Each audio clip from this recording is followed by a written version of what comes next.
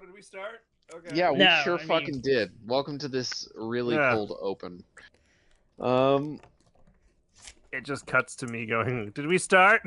I could. I mean, you know what? Just the Probably be story. pretty good. Probably be pretty good. It wasn't a real I don't story, know. anyways. I mean, Ha! You know, mhm.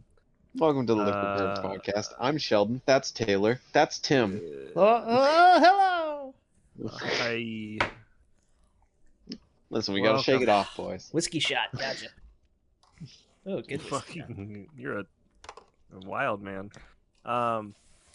Yeah, welcome. We are back for another episode of Liquid Courage, and we are happy to be here. You don't sound happy. My brain stopped working the minute I started talking. Like, I started talking. It was one of those things where I started talking and I had a thought, and then a light in my room, I've got these LED lights, just fell. And I looked at it as it fell, and my brain was like, "That's terrifying," because it just was out of the corner of my eye. And that's where I've started this podcast. Taylor. My shit tier story is starting to affect our environments. I love it. Taylor literally is starting this podcast afraid and worried for his life. It was just one of those things, like, when you see light just kind of fucking flicker, and you're like, "What's that?" Your brain just immediately wants to attune to it. Yeah. Mine tells me run. That's where I was. It was I was looking at the screen, making sure that things were set up, and I just caught my light like whap into my peripheral vision. I went, "What the fuck?" Now they flap or It's just like- flop. Both. It's just like, Taylor, are you okay? Welcome. I am now. So He's- yeah, we're back. Yeah. Season 3. Whoa. Is this Episode 2? Nowhere Terror Episode at Camp 2 of season Nowhere. 3. I'm so sorry. Episode 2 of season 3. We're in like Flynn, and how do you guys feel about camping? I hate camping. Do you hate camping? Depending on what's going on when we're camping, it's all right. It's just a standard camp, Yeah. You know, going outside. being in the elements. I got some stories about camping, but that's not here. I never camped without a camper, though. Well, no, that's not true. Oh, Never mind. it's not great sleeping on the ground. I've never camped, so Really? You've never camped. I've never camped. You, Not a s- camper. you strike me as a camper. I strike you as so- a camper. Yeah, no, Yeah. I know. You dirty camper. Yeah, no, I've never camped. I've slept in a tent in a backyard before when I was like 13. I mean, that's close enough, Nah, right? that's good enough. Yeah. I don't think so. I once asked my dad, "Why don't we camp?" And he looked me dead in the eye, and he went, "'Cause I've camped." Didn't like it. And your dad is kind of right. Like, there's And, not a lot of situations where you go camping. You're like, that was great. My dad looked at me and went, "I was in the army. That's why." And I was like, "Got it. Nah, Never mind." Yeah. I never want to go back to that situation. I understand. And so, yeah, like, I've never camped. I've thought about it. I think I have a tentative camping thing planned with a friend of mine, but we never we never set a date, so I don't Right. think we're actually. And it's a gonna do date that anything. you kind of just If push. you Yeah. go camping, try to get a cabin. That's the way to fucking camp. Even though Well, people won't. that's Is that glam- camping? That's glamping, Tim. I don't give a fuck. It's a place where you won't get attacked by animals. Well, Technically, I don't even count the camper as camping. Like camping, you need a tent you need to pitch a tent, you need to start a campfire, and there you go. I was like, I guess I've stayed in a cabin before, but that was in the mountains on a campsite with many other cabins. What kind of So, site? a campsite? Yeah, I think you've been camping before. But it was in town. Like, it was in a mountain town. You see. But were you like isolated by yourself with forest all fuck no. around you? Oh, okay, I mean, cool. yeah, but that's the entire town. It's I like mean, a town that's in camping. a forest. Like, It's there's- the town. It's a town in the mountains, and we rented a cabin at a campground, That's and it still, had running water. Oh, Running. well, that's still They didn't have camping. they didn't have to dig a hole in the ground. And take I had shit a in it. toilet. Yeah, it was great. I If mean, that's camping, I'm in. that's modern camping. Most campsites, like in Kansas, the places I've been, are like that. Like, but I have also camped where it's just like a Wait. tent. Wait a minute. Have you only camped in Kansas? Yeah, because I only have lived in. What animal are you worried about attacking you at a campground in Kansas? Rattlesnake. I haven't been camping in like 10 years. Fuck off. Like, I don't know. Tim's really worried about the stray coyote that wanders into camp. I mean, fuck, enough it coyotes happens. can kill a man. Yeah, but it's not even that. It's just like modern Enough camping. meth heads can kill a man. If you go to like a lake and you camp at a lake, you can camp with tents. You can get a cabin if you really want to. And then there's actual areas that are like, this is a shower area where they have showers, and this is a restroom where they have restroom. But, Tim, mine was in my cabin. That's fine. It's still camping. It's cabin. This is my shitting hole. It might be glamping, but fuck it. It's still camping. Glamp. Tim, I essentially rented a house in the mountains, and it was just a tiny one made of wood. And that sounds like an awesome fucking time. I don't know what to tell you. Listen. No, Tim, we're not saying it's not an awesome time. It's just whether it's considered camping or I'm not. just arguing that I haven't been camping. I mean, like, what is your definition? And you're fighting then? really hard for Taylor's sake. To be fair, I like that you're going like, fuck you. You've been camping. That's camp. That is legitimately camping. Stop dogging yourself out of experiences in life. God damn it. You've lived. I like the idea that it's just like, this is just Tim, but it's like, wait, have I never been camping either? No, Taylor's been camping. No, I'm not wrong. The children are wrong. Holy fuck. I've never been ice skating. And Tim would be like, you ever stepped on a fucking puddle that's been frozen? You've been ice skating. Fuck you. You've been rollerblading. You've been on warm ice skating. I mean, in a weird way, in that fucking example, you still fall on your ass too. It's horrible. He's a lot more correct than I want to admit. I'm trying to think of more examples. I never could roller skate. Fuck. You ever fallen outside when it's cold? You've been ice skating. Fuck you. Yeah. Yeah, he gets. You've been sledding. That's sledding. The reason you ever held a dead animal? You've been hunting. You ever hit a skunk with your car? You've got hunting before. Get out, pick it up, take a picture. You did it. Yeah. What caliber was it? I don't know. Truck tire? V8. 1994 Chevy Blazer. Yeah. Oh wow. Popular one around here. Oh fuck! What a round. The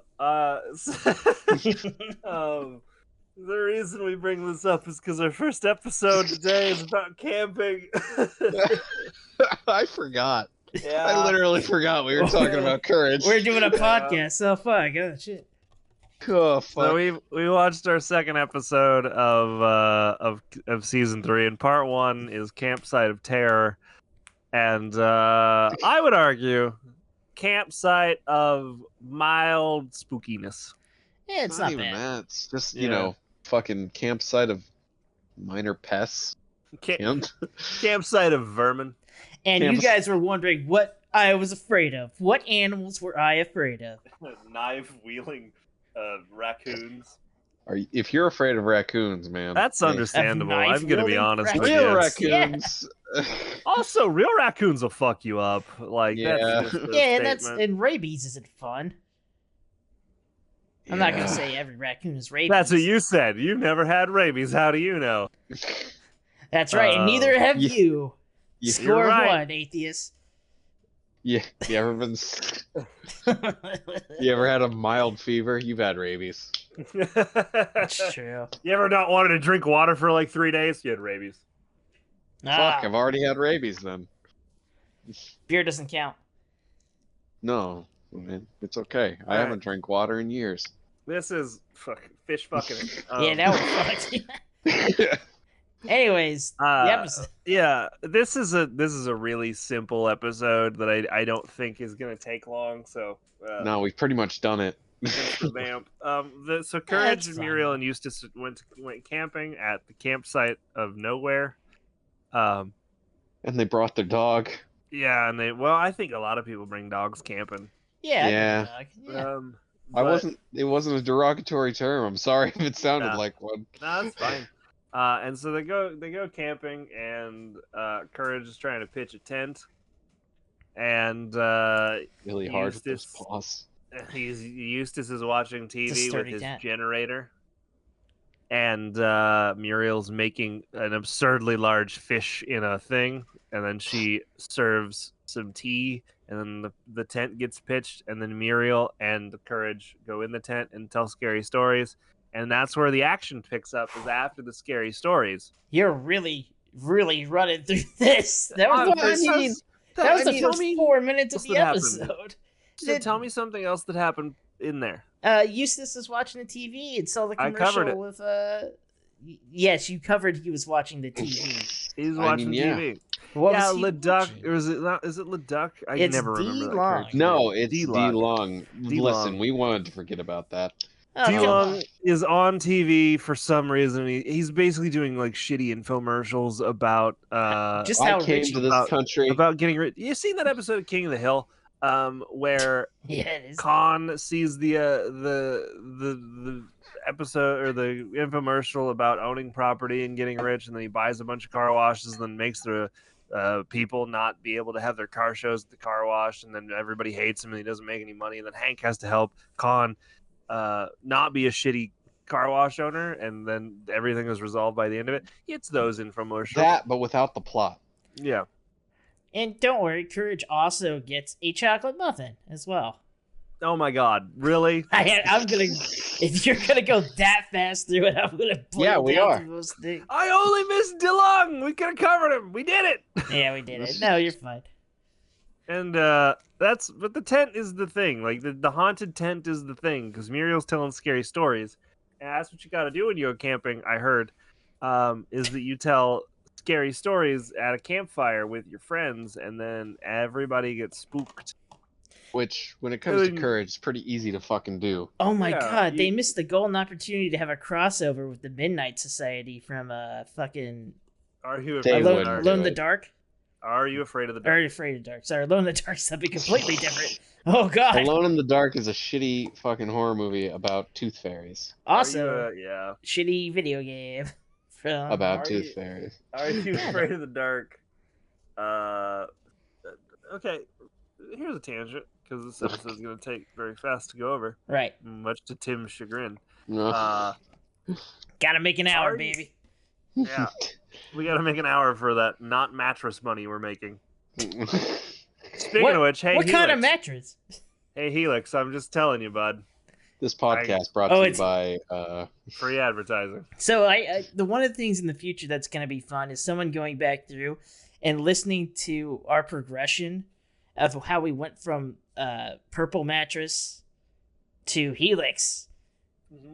And what's next? What's in the To- future? I can't wait to hear. Serta. We will never be that rich. No, Casper, obviously. Mm. Holy shit! Why doesn't Casper sponsor us? It's the name of a ghost. Fuck My yeah. pillow. No. Oh my god, My Magic Pillow. Casper. ShamWow.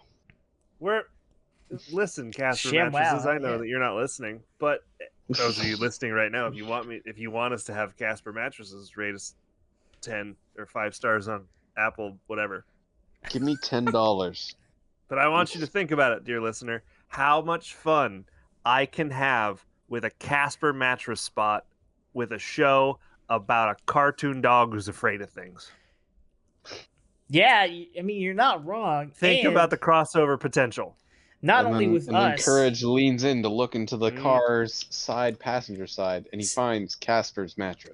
He finds the ghost of Richie Rich. No, he he doesn't. finds They don't even need to sponsor, like, use us as The like, glory- bait to get to Warner Media to actually sponsor Courage, right?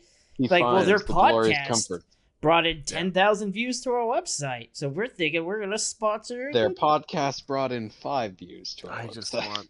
Well, it's me Anyway, clicking the website 10,000. Yeah, Uh, yeah. You know, we do this for fun, but also mattresses.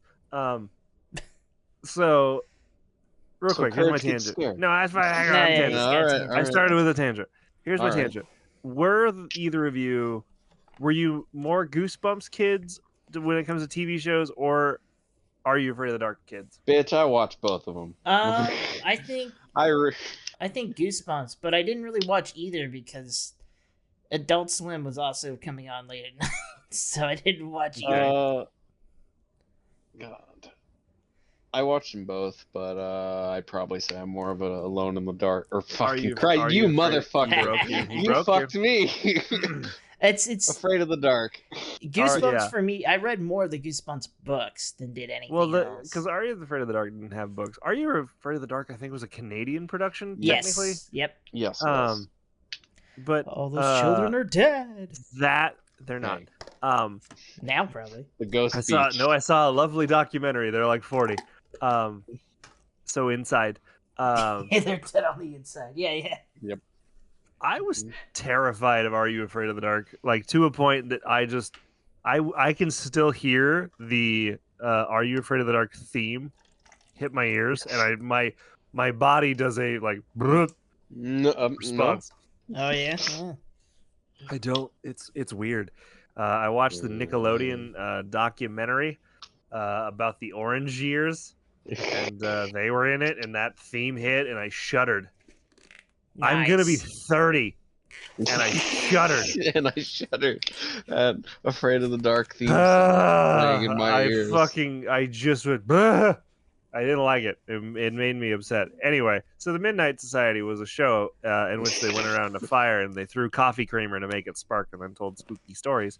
And much like that, it took place at a campground where we've already established that Courage and Muriel are telling scary stories in a tent, and up to this point, just watches a shitty movie outside. Yeah, he's watching TV.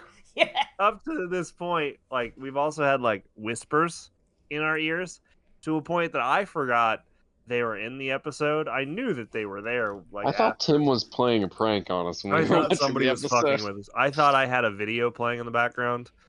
And then suddenly it's an ad for an app or something. Yeah. Hero. Casper. Casper. That leads us to the realization that they're being watched by some nefarious forces.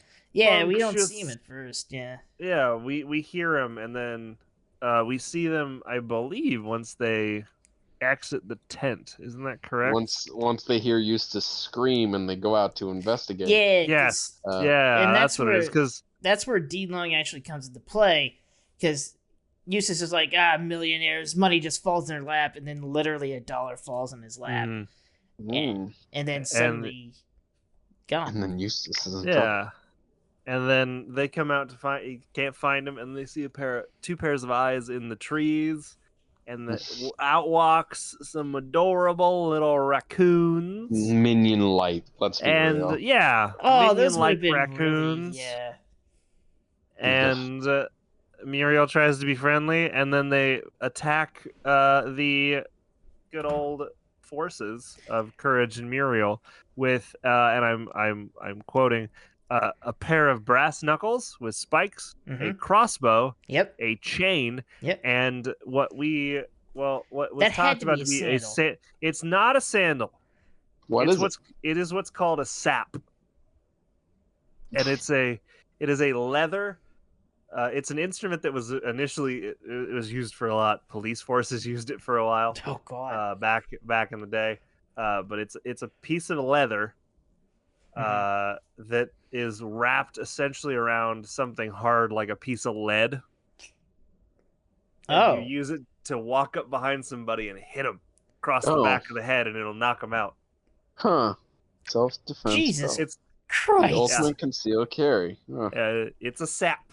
That's what they are called, and That does look like a sandal. I see. Well, no, it's flashbacks to my childhood, but I have the ultimate blackjack. Yeah, it's a blackjack is another thing, is what they're called. I have one somewhere. A blackjack can also be a small wooden bat, though, too. True. I don't know where mine is. Because I used to have a blackjack because... this sap's also a wallet. Yeah. And this sap over here is going to get hit with my sap. And this sap will be hit with a sap. You see? Cartoons looking at 40s are saps. easy. Yeah. I can't believe they'd use a sap as a weapon for a cartoon character. Right? Yeah, I was like, that's a sap, and I had to like double, like, my brain had to remember that term. That is someone who either wrote or animated that with like a stunning memory of their childhood, knowing that was something in it, or maybe not childhood. You know, I don't know. It was wanted used to in be history unique. for a long time. Yeah, it could have been unique. True. What's a weapon that not many people use? A fucking sap, because they're it's just a beating stick, you know, that's all it is. That's Cohen. Cohen just yelling out, what about a sap? And Dorv's like, stop making fun of me. And they're just yelling at each other. It's so you can, the one that I have is really old, and it has a leather strap with a rivet on it, and then it has a leather handle, and it's wrapped around this big bulbous thing, and it's just flexible enough. Are you holding at the it top? Right now? No, because I don't know where it is. Oh, okay. I thought for a house. second. Yeah, I thought for a second that you turned and you grabbed it. Like, why do you have that within a reach? I don't know where it is. I have it somewhere. It's on its way. But it's, you know, that's what that absolutely is. It is that. And then the biggest chain known to man. I don't know if I said that. Yes. And they attack Muriel and Courage, and we hear just horrific noises as it happens. And so we not only horrific noises, it's noises of like jet planes and like missiles and like oh my gosh, it's a total war zone there for like 10 seconds. It's super weird. And then we cut to Courage being chained to a tree, and arrows and a carcass of a missile and craters are all over the place. Yeah. And Muriel is tied up to Eustace's chair. The TV's in the back of the truck with her, and then the raccoons steal the truck. Kudos to them. As raccoons are known to do. Well, and we find out later that they're like 2'10", maybe. So they can't even reach the pedal. And they just sit side by side driving down the road. Like, they're just fine. I don't understand how they do it. Maybe it's a accessibility truck. So you don't actually push the pedal. There's a little ignition switch on the right that you can control. You guys ever seen those? No, I know what you're. Okay, I was gonna say I know what you're talking about. I work with old people, so I've seen them before. And yeah, I don't know. I don't know. It's weird. Anyway, then that takes off, and Courage is tied to this tree. He's very upset. He musters all of his strength, and I thought he's just gonna slip out of the chains, but nay. He just takes a redwood with him. He takes the tree too. He's running after him. And then he's trying to head that way. Yeah, the music plays, but then he hears Eustace screaming, and like a dummy goes to help him. I guess that's like the loyalty of dogs, eh? They help even the biggest of idiots. I guess, you know. Well, and yeah, you have to think about it too. Muriel would still be sad if Eustace wasn't there. You know, at the end of this, I don't think so. Well, yeah. Touche. I'm not fighting that argument. And then you have them like head out, and he goes to find Eustace, who's stuck precariously on a rock in a gorge. And just sort of tilting back and forth, and you go, wow. Yeah. It's more astonishing that he got there at this point, right? Like, did they throw him over the cliff and he just landed there? And you're they did this to all me. right. Or did they put him there just so he would be the bait? Yeah. Well, they didn't know Eustace would be so helpful in trying to kill Courage, but whatever. Maybe, yeah, I don't know. And that's the thing, is the Courage falls forward and the tree makes a bridge. And then Eustace... I still don't know about this. He's just berating Courage the whole time and climbing on top of the tree. Yeah. But Courage, of course, is attached to the tree with this chain. So he undoes the chain to kill Courage. Yeah. No, like I said, he's 10 steps ahead. He knew what was going to happen. Yeah, like I said when we were watching, it's like, no, Maybe. this is Eustace's whole plan. he came out here to go home alone, right? Like, this is a murder situation. Nah. He was just waiting for them to go to sleep. He needs courage still. Yeah. Yeah, I don't know. It's weird, right? I mean, it was an opportunity, right? Yeah, it was an opportunity to maybe get rid of courage. If he survives, whatever. He's like, he's a shapeshifter. If he can survive this, fucking... Yeah, maybe. I don't know. And then they go to find the car, which fucking Courage tries so hard to sniff it out, and Eustace just goes, "Hey, dummy, It's tire tracks." Yeah. Tire tracks. Like, come on, you don't have to sniff it. We're literally following it. Which takes us to the cave where these Red Letter Media is filmed. Yeah, right. Yeah. These like, is it Kind like of. Are they supposed to be teenage raccoons? No, think they're they're just children. kids who want a mom to watch Yeah. movies with them. But they have like, I'm now looking back at the scene. They have these are definitely teenagers. They've got a lamp, like they've got that like fiber optic lamp that everybody had in the 2000s that had like all the little things that come off of it. They've got ninja stars stuck to the side of the cavern. What, you didn't have ninja stars as a kid? Several road signs they've stolen. Sounds like the kids next door place before they found They a have treehouse. a very sick guitar poster with a guitar going through the eye of a skull. And then they have what appears to be intercontinental ballistic missiles. Yeah, so teenagers, right? Mm-hmm. Yeah, absolutely. Perfect. And a mace. That's a mace. That's just a mace. They just got a morning star over here. I mean, it just sounds if they can have a sap, they can have a morning star. It just sounds like the first Kids Next Door headquarters to me, man. I don't know. Yeah, a little bit, Yeah. And Muriel says that, hey, and I guess on this walk, that's when Eustace finds the poster that they are wanted criminals, these raccoons. Oh, yeah, I forgot. Yeah, that's another plot point. I forgot about that, and that's how we know they're only 2 foot 10 inches. Yes, because their height is listed next to a perp kind of scale there. And then it doesn't have a money amount on it. It just has dollars in the bottom of the poster. It's just stupid. Yes. It could have been $2. Listen, we will get a reward if we do this. Reward. But non-discriminatory. What are they doing in the cave, Taylor? Well, they're watching TV with Muriel because all they want's some mom, and they're watching a terrible version of Godzilla with the Dilworth as a Godzilla monster. Lovely. Yep. Perfect. There you go. We did it. I said Dill Kong, but nobody liked mine, so I'm out of it. Hey, man, King Dill, King Dong, Dill, if you will. King Dong, Dillzilla. That was mine, and nobody likes that. Dillzilla, you've got... I thought you said Dozima, and I was like... Dojima. I mean, he would be a Dragden. Yeah, and they're doing that, and that's when we find out that that's why they wanted a mom, and Eustace and encouraging them chill, but they don't like Courage, and Courage doesn't like them. He's taking the moms.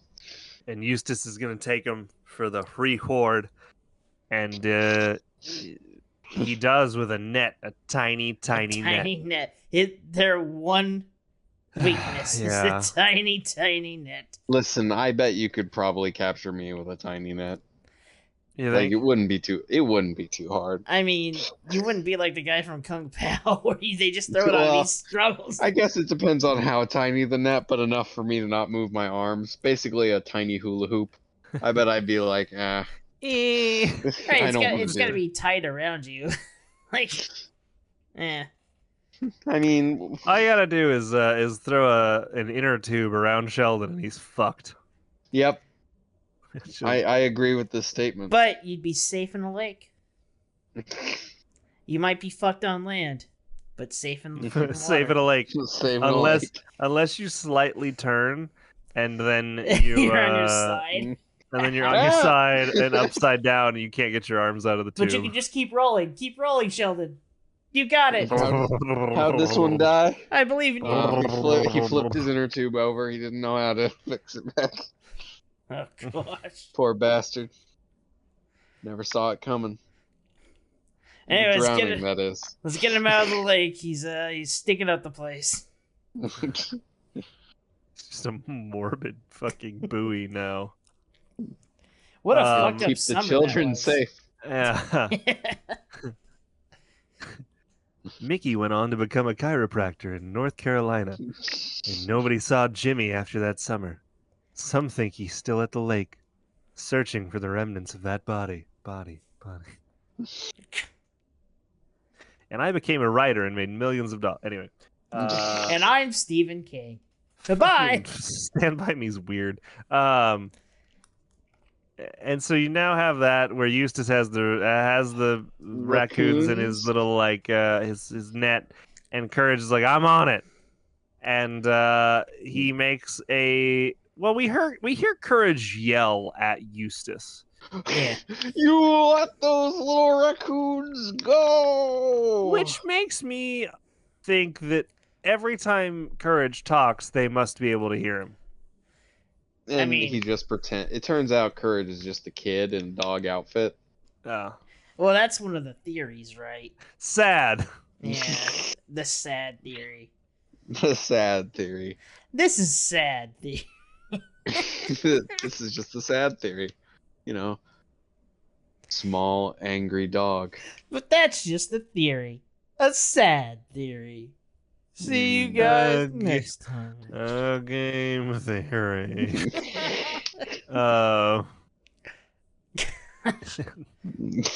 Is that a deep cut yet, or is that enough that people know what it is?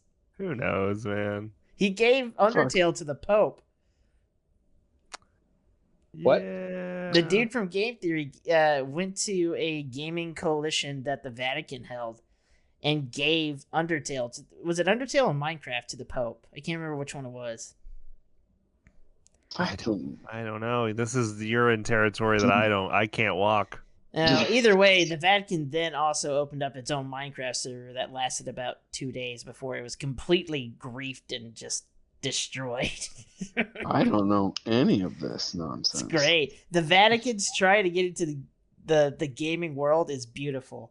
It's like a horrible train wreck that you can't just look away from. It's amazing. Huh. Interesting. More you know.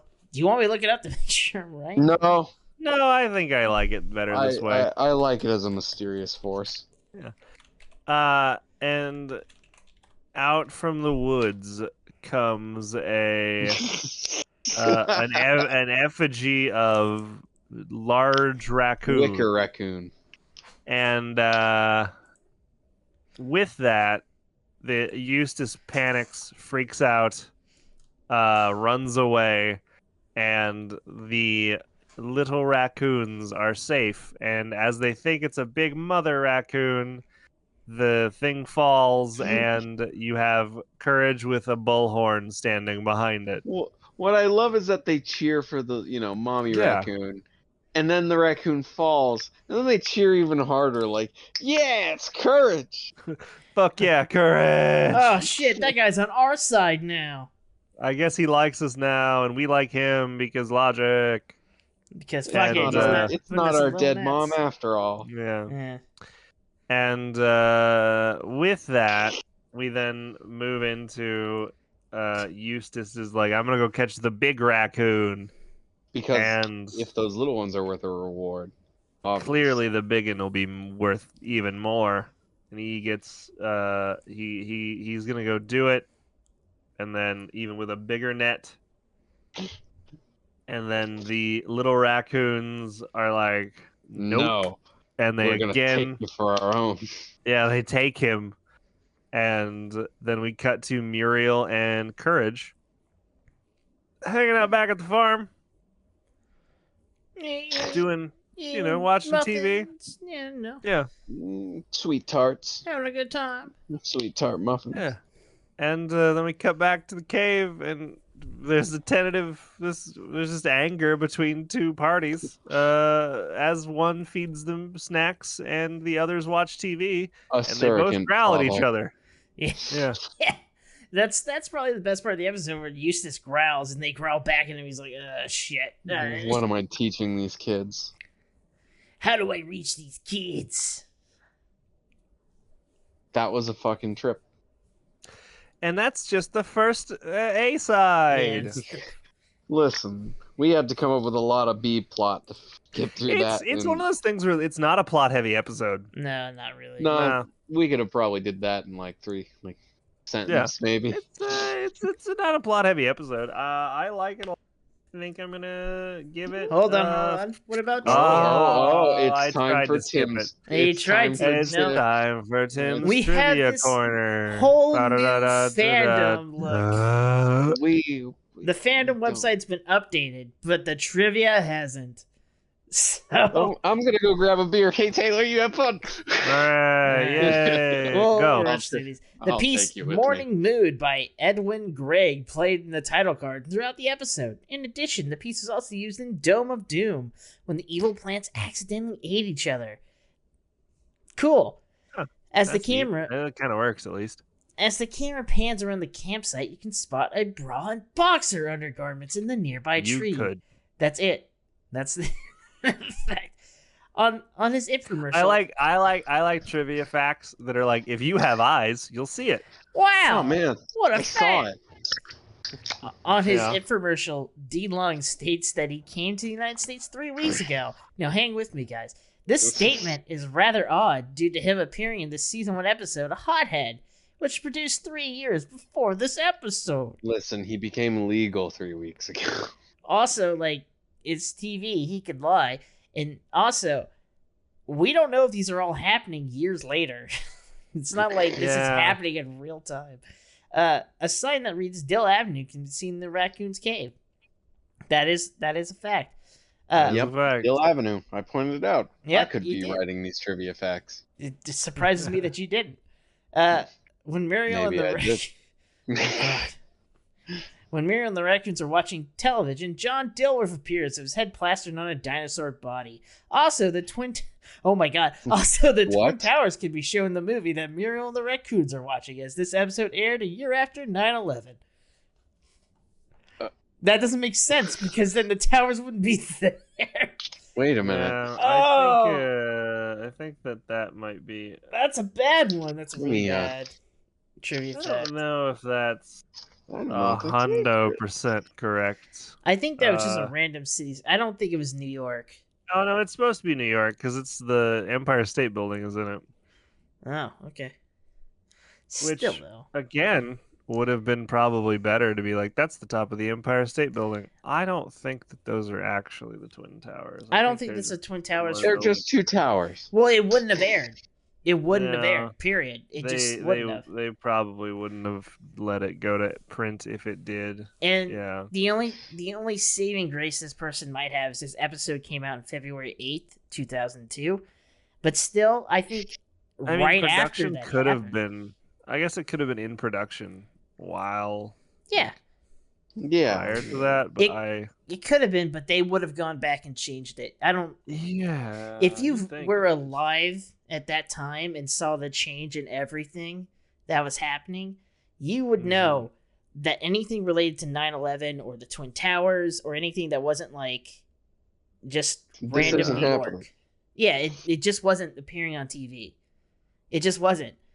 Because they would have, 1, a lot of people freaking out about it, and 2, they would have themselves freaking out about it. Because it just brings a lot of bad memories up.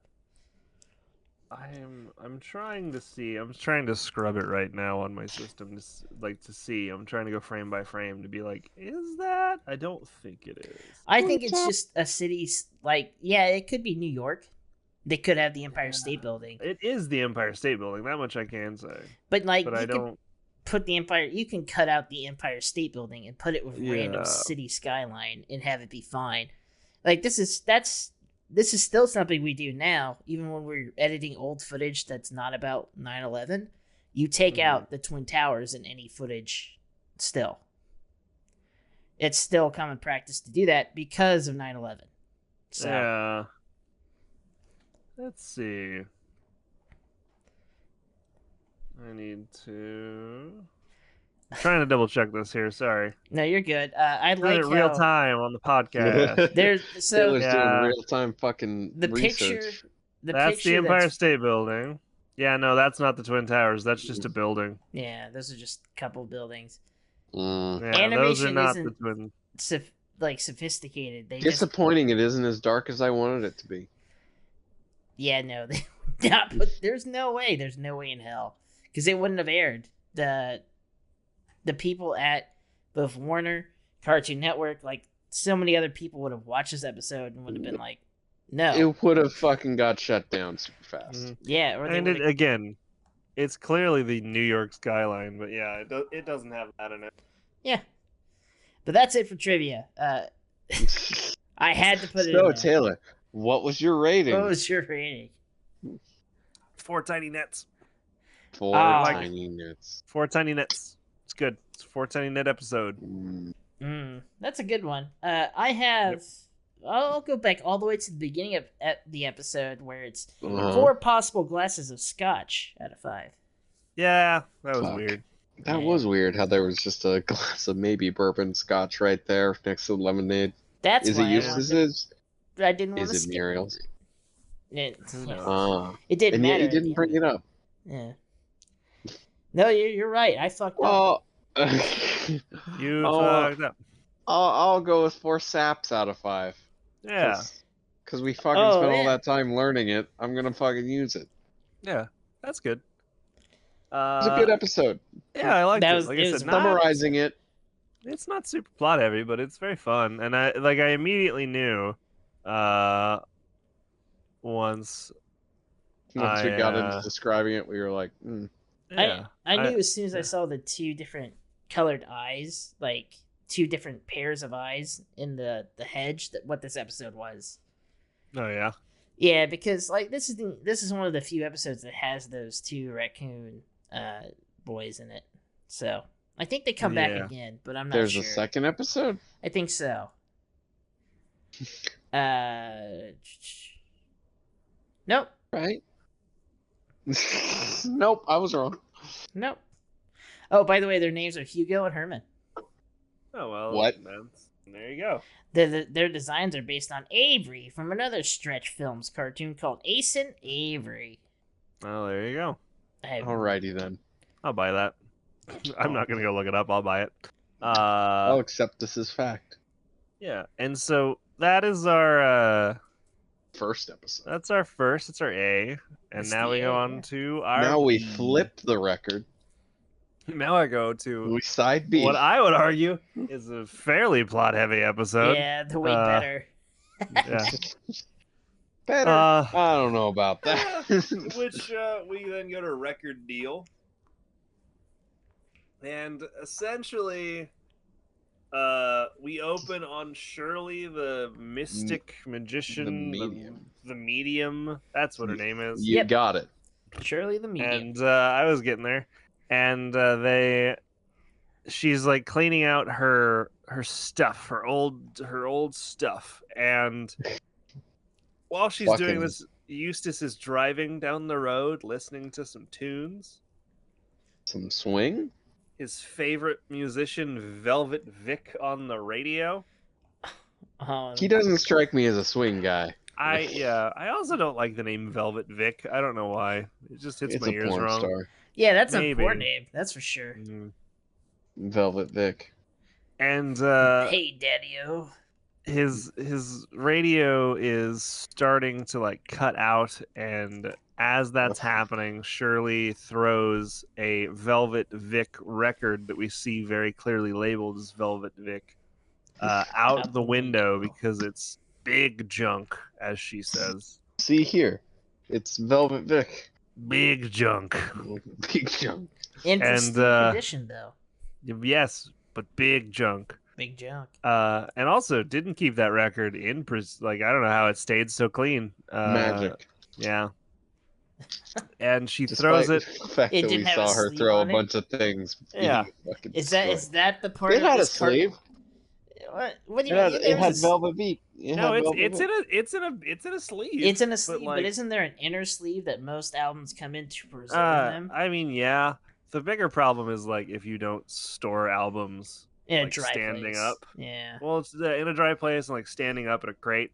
If you lay them down and you compress them, eventually the vinyl goes bad.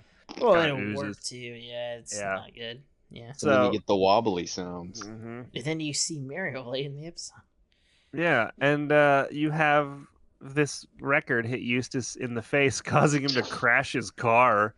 The truck crashes, but he's so fucking excited that he's got this Velvet Vic record. It's my lucky day. He doesn't care. It's like what the fuck, man. Hey man, it's not every day you find a new record. He'll buy his truck. It's ancient. It's older than dirt. He's gonna flip it back over. It's gonna be fine. Back when cards are meant to be sturdy, not save lives. Is he Is he playing Grand Theft Auto 5 where he just like gets in the car and steers hard to the left and it flips back over? Yeah, we'll get it. Probably. Jesus. Yeah, that's that goes on, and as does this tangent. And with this, you now have Eustace super stoked, and he just comes back to the farmhouse. And he's like, I got a new record. Muriel, come listen to this. I got Velvet Vic, baby. And it was our first love song. And Courage is like, he hates it. And I don't know why Courage hates it. There could be so many reasons. I'm telling you right now, Courage is a dubstep fan, dude. I'm telling you. He likes trap and dubstep. That's all Courage listens to. Everything else is trash. I want that to be written in the fandom.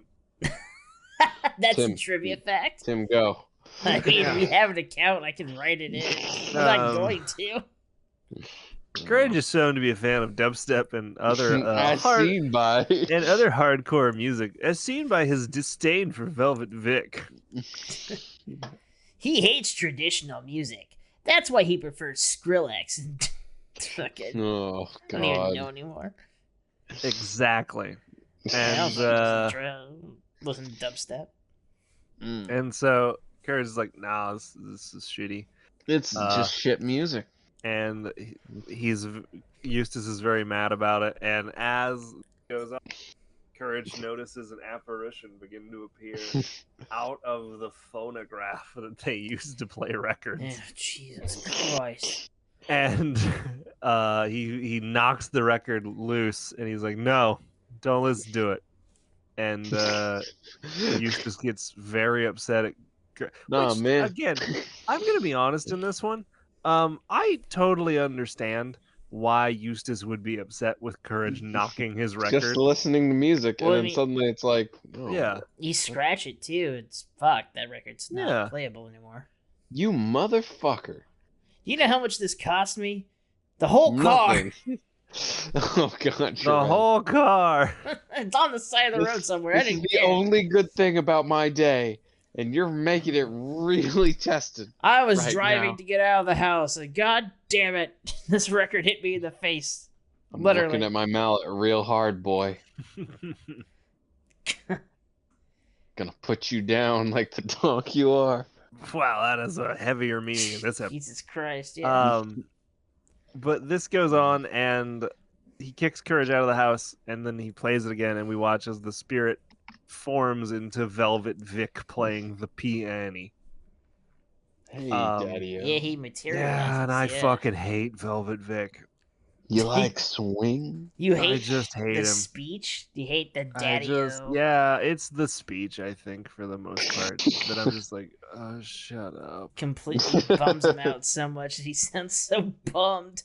That's just so dumb. Shut the fuck up. Smooth moves, man. Real smooth. Yeah. Oh, Mama, can you dance?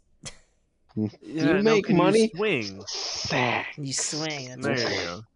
Yeah, and so he then gets sucked back in when the record stops. So Eustace plays it again. He comes out. Eustace hears Velvet Vic, and he watches as Velvet Vic is playing the piano, unquestioning.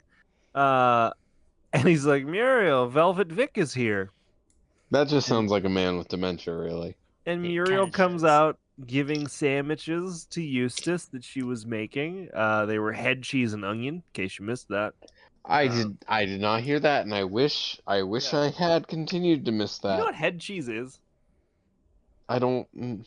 No. Head cheese is all the like when it comes to like pork.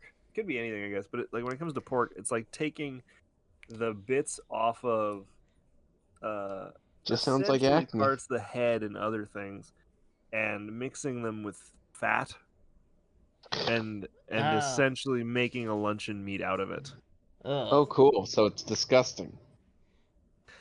It's like bologna, but it knows what it is.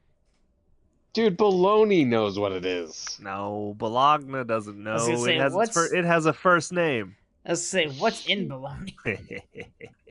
Bologna's Organs. just fucking shit meat. Yeah, it's kind of like it's like leftover. It's like a pieces. giant hot dog. That's right. I just like the Simpsons thing where they describe bologna and it's like pigeons and like a shit ton of other Bam. animals. Stuff posing as meat. Mechanically separated chickens. Oh god. Where I come from, that's roadkill. Thank you, Bill Engvall. Once again, you're hunting with your car. And so he comes out, and Muriel sees Vic, and he goes, "Hey," and Vic says a couple things. He says, "Hey, baby, you swing." Yeah. That whole section was just an innuendo, right? It kind of felt like it. Like he asked Eustace if he. Not anymore. Dancing. I have he's a like, condition. yeah. Do you swing? And he's like, no, not anymore. I have a. You swing, and she goes, I used to in my youth as a girl, and I was like, I don't like where that's going. And she goes, I did play a bit, and so she plays the piano, and as the music stops and she's the one playing, this curse clearly sucks her in. But that's how curses work, right? Yeah, and then he breaks the record and traps her inside, and he's like, I'm gonna hit the road. And Eustace, he flings Eustace into the basement too. Oh yeah, that's how he's able to break the record, because he makes Eustace dance and flings him into the basement. Make sure Eustace doesn't see, though. Yeah. I'm pretty sure if Eustace was right there in the room, saw everything go down, he still would be like, "You need a roadie, right? Yeah, fuck it. You're gonna make some money. Let's go." He's a road manager, and he's gonna go on tour, and that's why. I think the most horrifying thing about all of this is that Courage is sitting outside the window and just keeps transforming into different things. Yeah. Those things Courage turns into is just awful. Exploding eyeballs that turn into weird balloons. Yeah, he unscrews his head and a screw comes out. He cuts himself in fucking half. Yeah. And falls, like, it's just like, oh my god. Fuck this shit, man. Yeah, sorry. Yeah. I had to interject that part. Anyway. No, it totally makes sense. It's awful. It's weird, man. Awful. It's weird. And Courage's transformations in this episode in particular seem really kind of, I don't know, out over there. The top. Yeah, more visceral. It seems like they're trying to make up for the fact that maybe it's not nearly as like spooky or weird of an episode. Oh, a weird ghost is coming out the weird fucking thing. Let's have Courage rip himself in half, because that one was I hated that one. That's my favorite one though. Just because of how fucked up it is. Come on. Yeah. And so Courage, sorry, go ahead. No. Like, honestly, I was just gonna, like, the one that got me was the eyeballs exploding. Yeah, that's good too. Yeah, that's not a bad one at all. I was like, this sucks. I don't like it. It's one of those things that you just go like, nope. It just reminds me that, like, and I'm on all these Facebook groups that have the Courage, people talk about Courage all the time and stuff. Oh, I didn't know how that was gonna go. They all have courage. Where I'm dating single moms. I'm on all these Facebook groups that people's eyes are exploding in. Oh God. Yes, that sounds like a great Facebook. I don't like this group, Tim. I forbid you from going back. This group got banned immediately. I don't understand why. But no, I'm on all these Facebook groups where they're just like, Courage is a super scary show. I was like, but as we're going through all these episodes, they're not terrifying.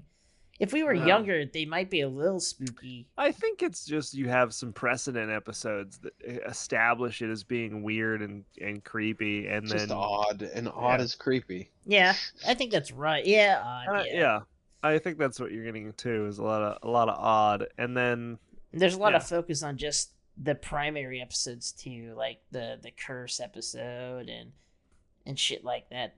Episodes of the mummies and things like that, where people are focusing on these scary elements that aren't necessarily in every episode. You barely see the Duck Brothers, you barely see the Raccoon Brothers and stuff like that. Yeah. So. And King Ramses is a one-off. Yeah, and that's the fucking most popular. Fred. Yeah, Fred is Freaky also. Fred. It had that that animated thing that they did. Yeah, Fred. But that's I think you've got very specific episodes that people really remember, and I think those are. And there's Swing Daddy-O. And there's Vic, and then there's Vic. Yeah, Courage tries to tape a record back together, and when he plays it, we get an abomination. Oh god. A Muriel homunculus comes out. Oh god. And it's gross, and I don't like it. And now that you've mentioned the gross homunculus, then we get to the fucking part where he brings Muriel back. Oh yeah, the doctor. Going to the doctor who owns it. She goes. I don't like the insinuation that the Muriel that's here isn't the Muriel that we come all this way with. Yep. Yeah. This is just a fucking clone of Muriel that we've done our best job at recreating. That's a really good point. Yeah. It's just this isn't actually Muriel, but also it's Muriel two heads, two times the better. Come on. I just like I also like the idea of like down the road Muriel does something out of character and we just go, that's clone Muriel. Yep. That's just clone Muriel right there. She hasn't been the same since the incident. Since the record incident. Since Vic came along. Since the Vic incident. Since she got Vic'd. Got Vic'd. I really don't like that for some reason. Yeah. And so that goes on. They go to see Vindaloo. And so then he leaves. Vic Velvet is playing a concert. Eustace is selling tickets. Shirley's selling junk. She's like, that can't be the Vic Velvet. And I've it trapped him in a record. I guess. That's the story I want to know. Wait a minute, I got rid of this guy 20 years ago. What the... 20. 50 years ago. Yeah. I mean, she's a dog, so probably 5 years ago. And he goes to see Eustace, and he kicks him out. And then Shirley is like, oh, Shirley, the good old fortune teller, is like, Shirley can figure this out. Oh no, you can't. I can't fix this with magic. Use digital. Yeah, she tells Courage to go burn to digital. Like, wait, what? Yeah. To which so now we have Courage going to the computer, scanning a record. Not gonna work, but it does here. And Sheldon's point of, I mean, if real Muriel is trapped on the record, this would just have to be a different Muriel, right? Yeah, that's a good point too. This is another clone. This is some real fucking Soma vibes, and I don't like it. Yeah. And what do you mean the real Muriel's on the record? We're here. We gotta be safe. Yeah. And so now, Courage has a CD, and for those of you playing along at home, that means compact disc, and that those of you playing along at home means that we are now into 2 obsolete mediums. Oh my god! At this point, I mean, I feel so old. Yeah. Records are back. Yeah. So records are back. Okay. There's where I live, there's a lot of used CD stores, so I go there and try to get something good. It's not like you can't buy CDs anymore. No, but at those CD stores, it's mostly just Chumbawamba anyways, so it doesn't matter. It's just aisles and aisles of tub thumping. It is. You're not wrong. No, it's just Kids Bop 77. I found a full bin of that fucking album one time. It was horrible. I wanted to buy them all, though, because they're only $1. It would have cost like $50. Tim, owner of 557 copies of Chumbawamba. Yeah, you just here, kid. Here, you just drive down the street, just pass out the CDs. Tossing them out the windows. There's only one song that's any good. And every single person you give that to is pissed off. Not a single person's happy to get that album. I like to think that you're playing 5 different discs on 5 different recordings. They're all Chumbawamba. I get knocked down and back up again and get knocked down and then back up. It's not even like they're all the same playing time. It's looped. Yeah, that part you, Tim. I need you to tell me right now. Do you own a copy of Tub Thumping by Chumbawamba? I don't actually. I do not. I do. You motherfucker. I don't. I do. Well, why would I buy it? There's so many of them. It's never gonna go out of print there. Well, I have one. I mean, do you want to go find a couple? Do you know how many good songs there are on it? It's one. Tub Thumping. It's Tub Thumping. Yeah, I know. I've listened to it. I know. Oh fuck. And so we have this going on. Courage breaks into the thing. He plays the CD now, and Muriel comes out. She plays on stage. Vic gets mad. Everybody boos. Yeah. Everybody's like, who's this fat lady? Who's this old lady? Get her out of here. And Vic gets mad and he's like, I want to play. And he does. And then Courage rips the CD out. You think he would like instantly recognize, like, wait a minute. This shit's a trap. I really shouldn't play. Apparently not. He's a dumbass. And they end up, you got trapped the first time, so I mean, you have, and that's kind of the resolution is this, and then Eustace does the thing. And at the end of it, they're back at the farm, everything's fine, and then Eustace is trying to find another celestial monster to come out of a record. But I guess before that, Shirley takes the CD. Eustace tries to run away with all the earnings. Shirley takes that for licensing fees, which is a lie. And then you get back at the farm, and Eustace is trying to get some kind of record to be demon. To come out. Yeah. And he instead looks into one and goes, "Who are you? Who are you?" Gets sucked in. No longer does the do-si-do. I don't do do-si-do. Yeah. There you go. That's the story. Morning Glory. It's weird. Christ. It's a lot. It has a lot of plot for an episode about a ghost coming out of a fucking record, right? Record. It's a really good episode though. Before we go any farther, there is 2 things of trivia and 1 goof. This is literally called goofs. Every time we get to somewhere where it's like an error or something wrong, they name it something different. This one's called a goof. There's a goof and a gaff. So trivia number 1. This is the third appearance of Shirley. That's a goof? Oh, that's trivia. Trivia right, 2. I'm like, that doesn't sound much like a goof. It is unknown how Velvet Vic gets stuck in his own record, assuming that he's dead and his ghost floats out whenever his record plays. Or Shirley laid a curse upon him when he was still alive.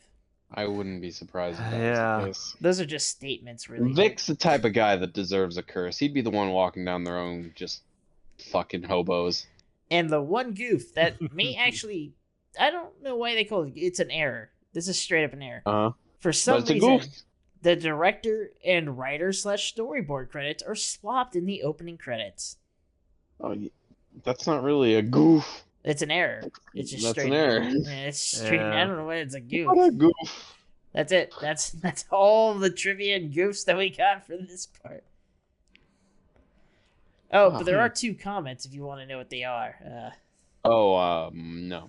They're Groovy O'Daddy-O and Dragsville. Of course. That's it. Of course they are. That's what I would do if it was me. Well, I mean, you wrote all of them, didn't you? That's all you. I'm not confirming nor denying this this assumption. Groovy O'Daddy-O. I gotta give you something to do, Tim. I mean, you're right. You're right. This is a well-liked segment that all of no one has told me about that they liked. It's a well-liked segment that no one has told you about, and your co-hosts have actively fucking malayed the entire time. They've tried to go around it every time, but I am stiff on having it in. And I don't know why, but... God, I'm so happy that audio is clean. Every person I talk to about our podcast just fucking shits on me. I don't know Listen, man, listen. It's a part of the running gag. No, it's good. It's fine because it's all of two people. So I mean, like, it's not like my day is ruined. It's us. Yeah. Oh fuck. Makes me feel better, I suppose. I'm sorry, Tim. No, it's all good. I don't. You think this is the first podcast / radio show I've been on where people are just shitting on me? That's not the first. But this episode's pretty good. I will give it a 4.5. What did you call the fucking horn on top of the record player? The whole thing is like a fucking Victrola. Like it's they don't have a modern record player. They essentially just have. I was trying to remember. I'm gonna give it 4.5 swinging daddies out of 5. Swinging daddies. I hate it. I'm walking away. I hate it. Go Sheldon, because I hate it. Well, I mean, I'm probably gonna go maybe 3.5 ruined trucks out of 5. Oh, that's good. That's good. Yeah. Because that was a spur of the moment. Yeah. I think I'm gonna give it 4 frisbee records out of 5. Oh, did it just get frisbeed in the end there? She just flew it. Like she just flung it out the window. Yeah. To somebody else's problem. She flung it out the window and it like curves down and into Eustace's face. Yeah. The curse. And there you go. It's fun. This is a good episode. This is a good season 3, episode 2. So far season 3 has been good. We've watched 2 episodes, but it's been good, man. Oh yeah. Dragsville. Fuck Vic. I think I've remembered every episode so far. He's there's been 2. I mean, pretty good so far. Fucking odds are in your favor. You don't got dementia, Tim. Congratulations. I hate Vic. See, I hate him. He's just such a. He's a fucking bitch. I don't like him. He feels weird. He feels like a weird man. Well, I mean, he's a guy who swung. Yeah, he's like from the 50s or 60s, right? So obviously he probably did a lot of weird shit. Shit that would get him canceled nowadays. He probably nowadays. manipulated a lot of girls. I was going to say, Yeah. Do not like. That was the Liquid Courage podcast, everyone. See you later. I'm gonna go. That's pretty much. That's it. We'll be back. We'll be back next month. Goodbye. Bye. Miss you.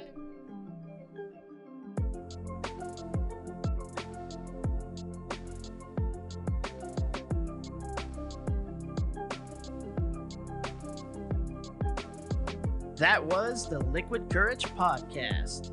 An in-depth look at every episode of Courage the Cowardly Dog. Music was provided by Visionless. You can find them at www.soundcloud.com/VISIONL3SS. We do not own the rights to Courage the Cowardly Dog.